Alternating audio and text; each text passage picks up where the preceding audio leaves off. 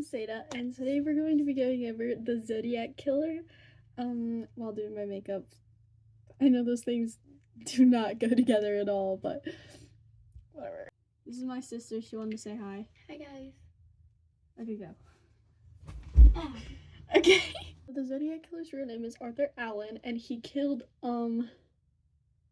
like 20 to 28 people. Okay, so. And the time that he killed was 1968 and 1969. So, like, 1 year killing 28 people. So, he got the symbol he has is, like, the resemblance of a crossfire. Yeah. And, like, we still don't know why he was called the Zodiac Killer, but this is an unsolved case, so that's probably why. Some people think there were two Zodiac killers, Arthur and a guy named Gary Poste, or however you say it. I'm not sure, but that's how we're gonna say it. But that was shut down by authorities because authorities think it was only Arthur.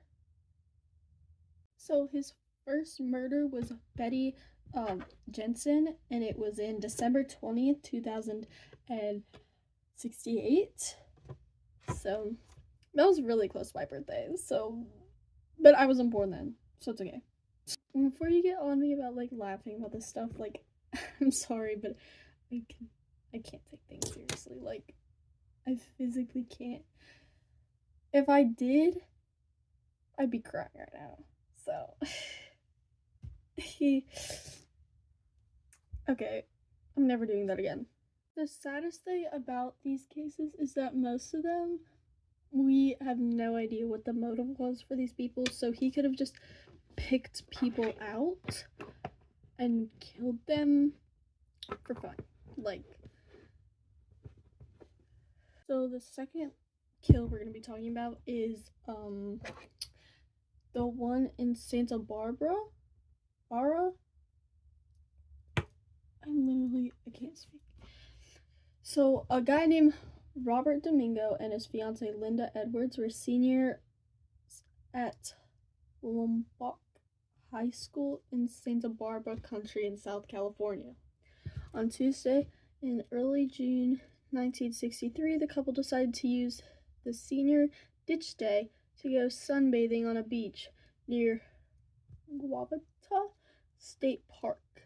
When the two seniors didn't return home by Wednesday, Robert's father went out to the beach and discovered a horrifying sight, their body lying together beside the remains of a crumbling shack. The victims, bound with a rope, apparently tried to escape but were shot and killed with a .22 caliber weapon. Robert was shot 11 times, and Linda had been shot 9 times. The killer then dragged the bodies to the shack where he hid and failed to start a fire. Investigators had a few leads, but in 1972, the Santa Barbara County Sheriff Department announced a possible Zodiac connection. The beach killer used Winchester Western Super X ammunition, the same ammunition used by the Zodiac Killer during the 1968 murders on Lake Herman Road. The Domingos Edwards case also had similarities to the Zodiac attack of another young couple at Lake Beressa in 1969.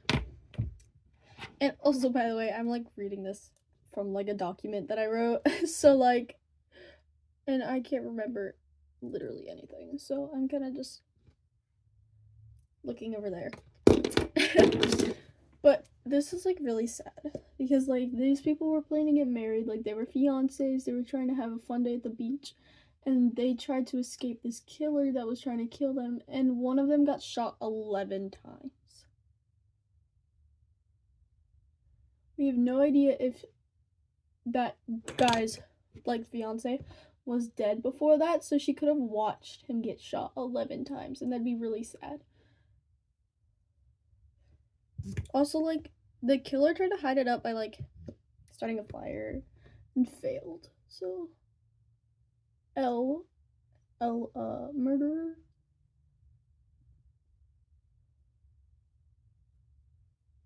Next one, people are speculating this was the Zodiac Killer, but nobody's really sure. But this one was with an 18-year-old, Sherry Josephine Bates.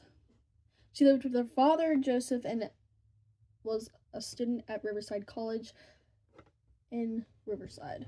Well, obviously. I don't know why I wrote that. Anyway. On October 30th, 1966, she left a note that read, "Dad went to the RCC library. The next morning, her Volkswagen Beetle was found abandoned in the library parking lot, and her body was lying between two houses. She had been stabbed several times and her throat was slashed. Police found a men's Timex watch at the crime scene, a print of military boots, and some hairs dried in blood on the victim's hand. Jerry Joe's purse was intact and had an autopsy revealed no evidence of sexual assault." 1 month after the murder, the local newspaper and police department received typewritten letters titled "The Confession" from somebody who claimed to be the killer. The author wrote, "Miss Bates was stupid. She went to the slaughter like a lamb," and added, "I am not sick. I'm insane."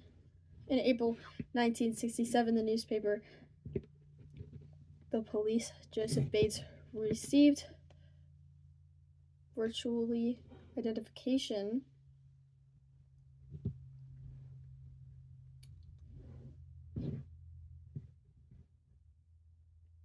Sorry, I don't know why my page stopped. 1 second. Virtual identification, handwritten letters which read, "Bates had to die. There would be more." The note was signed with a symbol that represented the letter Z. That's kind of nice because my name's Zeta. It's so silly. So silly. Anyway, on with the story. In 1969, Riverside police contacted investigators in Northern California regarding the similarities between the Zodiac crimes and the murder of Cherry Joe Bates. Sheriff Wood Morrill, the documents examined for California's Department of Justice, included that the Zodiac was responsible for notes linked to the Bates case. The Riverside connection was later revealed to public that Paul Avery reported for the San Francisco Chronicle Zodiac that sent the letter to the Los Angeles Times, indicating that the killer confirmed the theory that they killed Bates.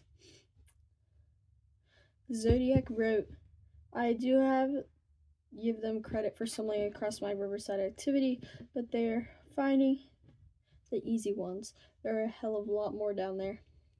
Years later, Riverside police rejected the Zodiac theory and focused on a man who said it was jilted former lover of the Bates. In the late 1990s, the police obtained a sample of the suspect's DNA to compare it with the DNA taken from the hairs found on the victim's hand. In 1966, the DNA didn't match. The suspect denied any involvement in the murder.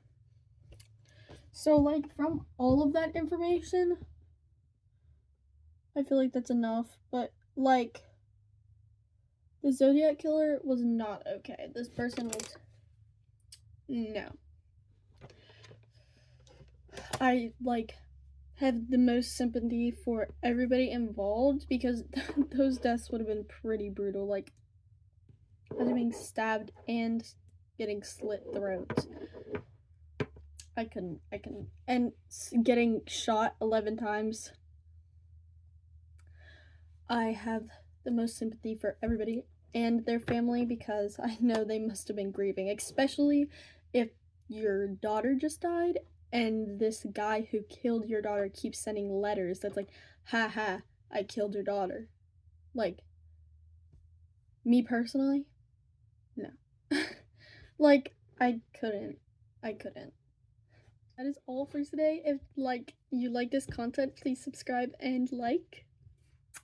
Bye, gems.